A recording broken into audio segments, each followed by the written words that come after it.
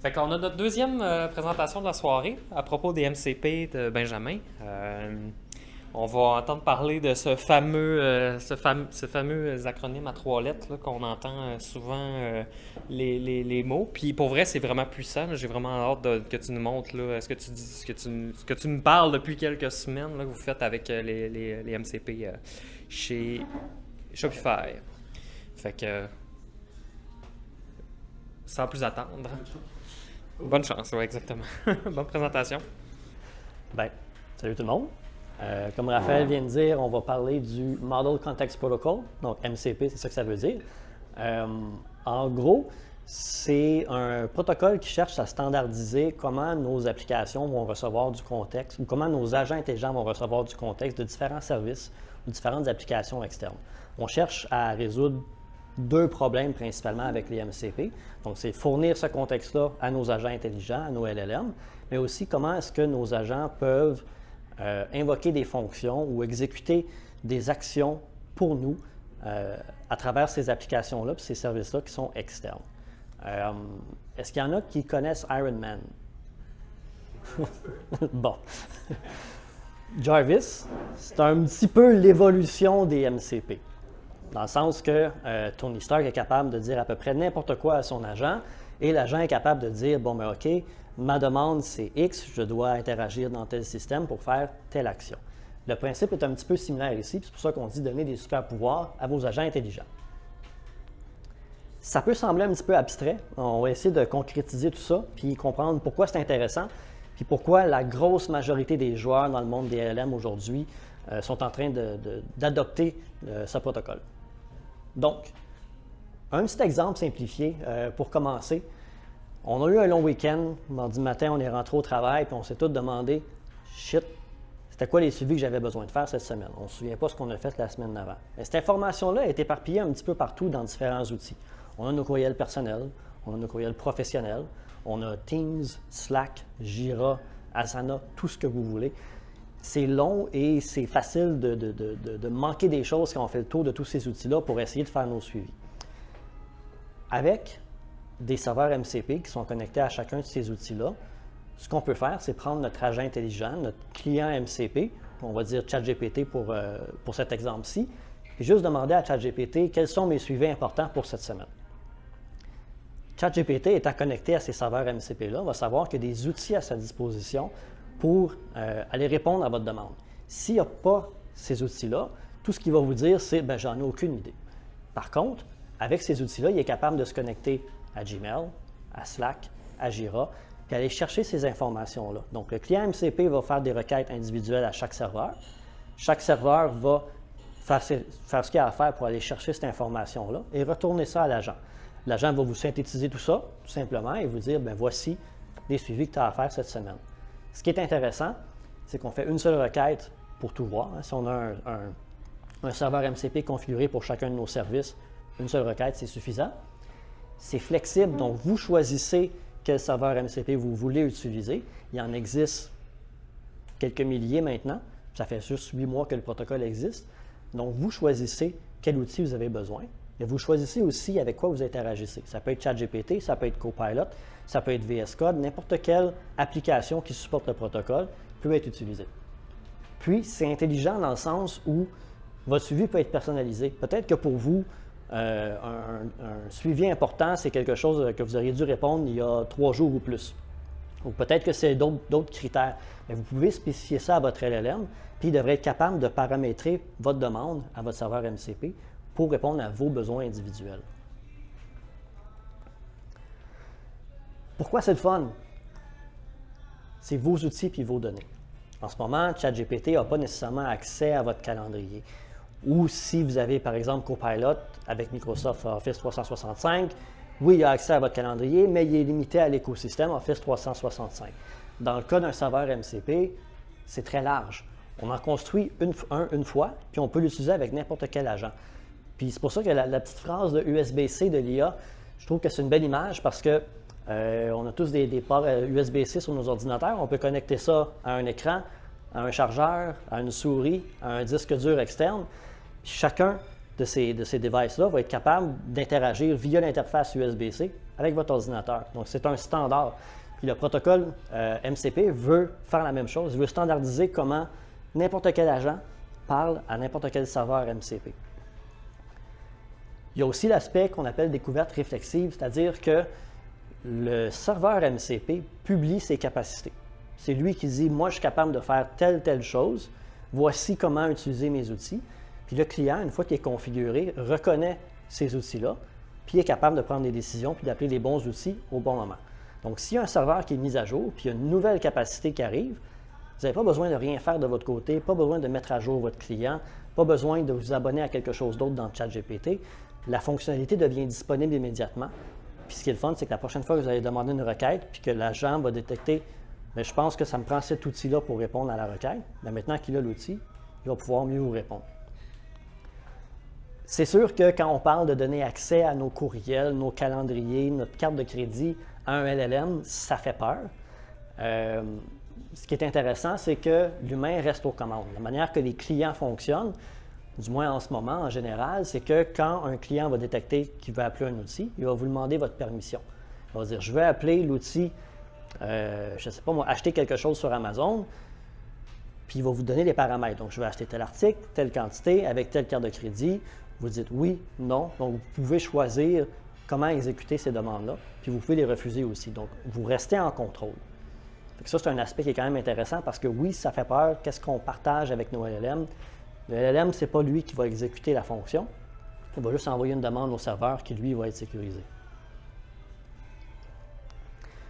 Dans le fond, le protocole est un petit peu au milieu de tout ça. À gauche, on a différents types d'applications qui vont supporter le protocole. Donc, des interfaces de chat, donc on a ChatGPT, LibreChat, il y en existe une tonne. Si vous êtes plus du côté code, bon, Claude Code, VS Code, Curseur, il y en existe tout plein. Puis il y a toutes sortes d'autres applications qui commencent à supporter le protocole également. Puis, la beauté de la chose, c'est que vous pouvez faire un serveur MCP pour à peu près n'importe quoi. Vous pouvez vous connecter à des données dans une base de données ou sur votre poste directement, à des documents dans Google Drive. Vous pouvez utiliser des outils de développement, des outils de productivité. La belle chose, c'est qu'il existe un serveur MCP pour chacun de ces outils-là en ce moment. Il y en existe vraiment beaucoup, même si ça fait pas longtemps que ça existe.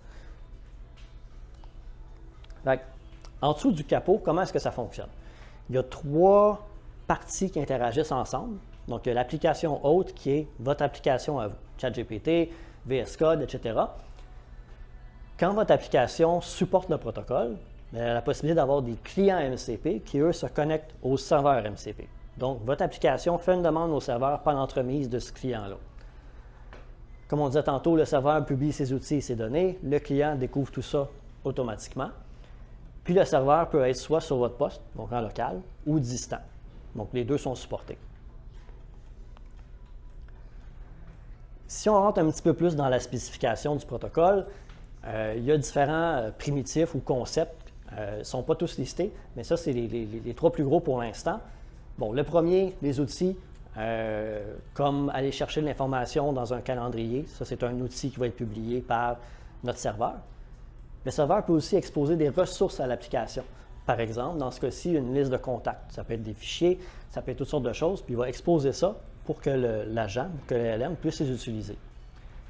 Finalement, quelque chose qui est super intéressant, c'est que le serveur peut aussi exposer des templates de prompt. Dans le sens que si vous avez une tâche qui est répétitive, vous ne voulez pas nécessairement toujours écrire « Peux-tu ajouter un événement dans mon calendrier de travail mardi prochain ?» Ça devient redondant. Le serveur peut exposer un prompt que vous allez utiliser en cliquant sur un bouton ou en tapant / create event qui va être optimisé pour cet appel d'outil-là.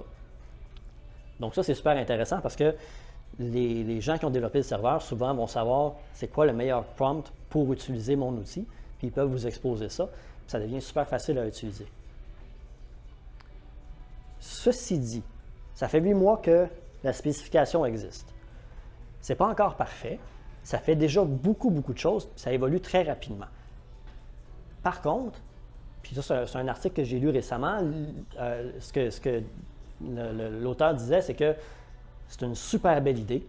Par contre, c'est encore un petit peu jeune. Puis c'est facile de voir qu'est-ce qu'on pourrait faire. On pense à Jarvis, on peut faire beaucoup de choses avec Jarvis. ça vaut la peine quand même de s'arrêter sur qu'est-ce qui est possible aujourd'hui. La difficulté principale, c'est au niveau de l'expérience utilisateur. Il n'y a pas de App Store encore pour les serveurs MCP. Il y en a qui sont en développement activement. Il y a beaucoup de compagnies qui essaient d'être les premières à développer l'App Store pour les MCP. On va voir ce qui va sortir de ça. Mais ça n'existe pas encore. Donc, pour les découvrir, il faut faire un petit peu de recherche. Ce n'est pas toujours ce qu'il y a de plus facile. Puis, les clients sont principalement destinés à une audience de développeurs, parce que c'est comme ça que ça a été développé initialement. Par contre, j'imagine que dans les prochains mois, on va voir des interfaces graphiques faciles à utiliser où est-ce que tu vas juste pouvoir faire une recherche d'MCP qui t'intéresse, peser sur un bouton, puis il va se configurer pour toi. C'est un petit peu vers ça qu'on s'en va. Pour l'instant, il y a des bugs, ça plante. Quand ça plante, ce n'est pas toujours évident de comprendre pourquoi. Je vous invite quand même à essayer parce que c'est vraiment intéressant ce qu'on peut faire avec ça. Côté business, ce qui peut être intéressant de développer des serveurs MCP, là, je vous dis ça, chez Shopify, on a à peu près une vingtaine de customs pour l'instant, puis il y en a 1 à 2 nouveaux qui s'ajoutent à chaque semaine, là, ça va vraiment vite. C'est que si vous développez un outil pour se connecter à une base de données, bien, si vous voulez que ce soit utilisé dans votre chat GPT, c'est une intégration. Si vous voulez que ce soit utilisé dans Cursor, c'est une autre intégration. En VS Code, le tool calling, c'est le fun, ça fonctionne, mais c'est beaucoup de travail. Avec le protocole MCP, ce qu'on vient faire, c'est juste créer un seul serveur, comme on disait tantôt, puis immédiatement, tout le monde peut l'utiliser, peu importe quel agent il veut l'utiliser. On peut se faire donc un écosystème d'IA interne avec nos services à nous, qui sont sécurisés. Puis, on a des agents qui deviennent beaucoup plus puissants parce qu'ils ne peuvent pas juste répondre à des questions génériques comme ce qu'on a d'habitude de demander à ChatGPT. Ils peuvent vous donner des réponses en fonction de vos données, vos systèmes, puis prendre des actions sur vos systèmes aussi. Un aspect que je trouve vraiment fun avec ça, c'est qu'on peut aligner différentes équipes sur une seule couche d'interaction. C'est-à-dire que vos développeurs vont utiliser un serveur MCP, vos product managers vont utiliser le même serveur MCP, vos scientifiques de données aussi.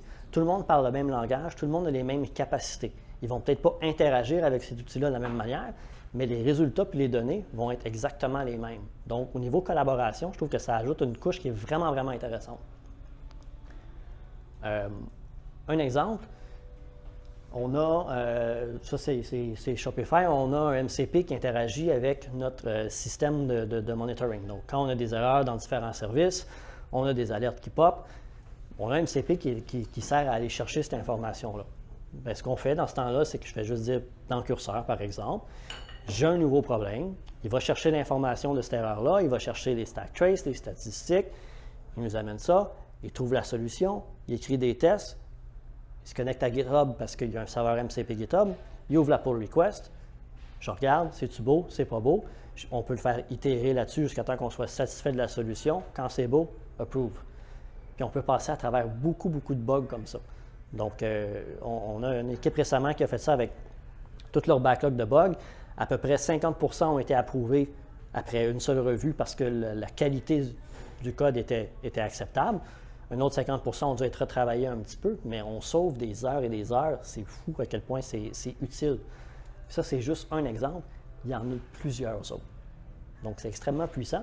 Il va juste savoir comment ça va évoluer dans les prochains mois, dans les prochaines années, puis comment ça va être adopté. Mais c'est un protocole qui est super prometteur. Puis je vous laisserai sur cette question-là. Si vous aviez votre propre Jarvis, qu'est-ce qu'il ferait? Parce qu'on peut faire ce qu'on veut avec ces serveurs-là. On est limité juste par notre imagination en ce moment. C'est la beauté de la chose. Donc, voilà. Question? Merci pour la présentation. Ma première question, c'était en termes de conditionnement des agents pour utiliser le serveur MCP plutôt qu'un tool.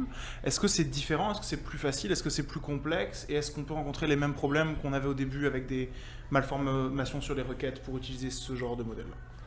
Bien, je pense qu'il y a deux aspects par rapport à ça. Pour que l'agent utilise bien le MCP, ça prend une bonne description de chaque outil. Donc, dans un outil, quand il est publié, on publie sa description, qui est un champ texte, avec un schéma d'input ou de paramètres d'entrée. Puis, l'agent doit être capable d'interpréter cette description-là, puis de savoir quels paramètres passer à l'outil. Le problème, c'est qu'il y a certains clients qui vont tronquer cette description-là après un certain nombre de caractères. Donc là, si l'aspect important est à la fin de ta phrase, ben, peut-être que ça ne marchera pas. Fait que dépendamment du client, ça peut être plus difficile. Si on est capable d'avoir des outils qui sont le plus spécifiques possible, donc on est capable aussi de décrire de manière concise, c'est beaucoup plus facile. L'autre aspect, j'ai oublié où est-ce que je m'en allais avec ça. Mais je pense que c'est ça le plus important, c'est d'avoir une bonne description, puis des bons paramètres d'entrée aussi. Ouais.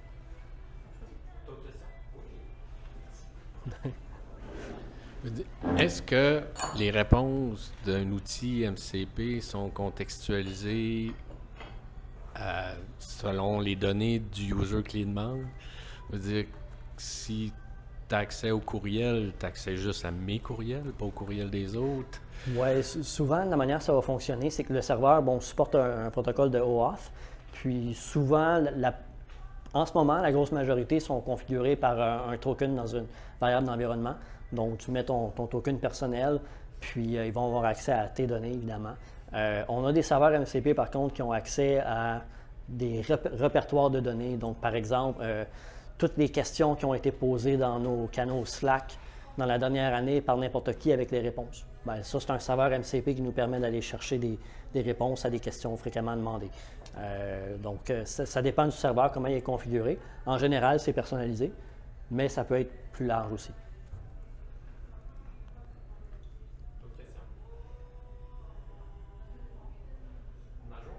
Bien, merci beaucoup.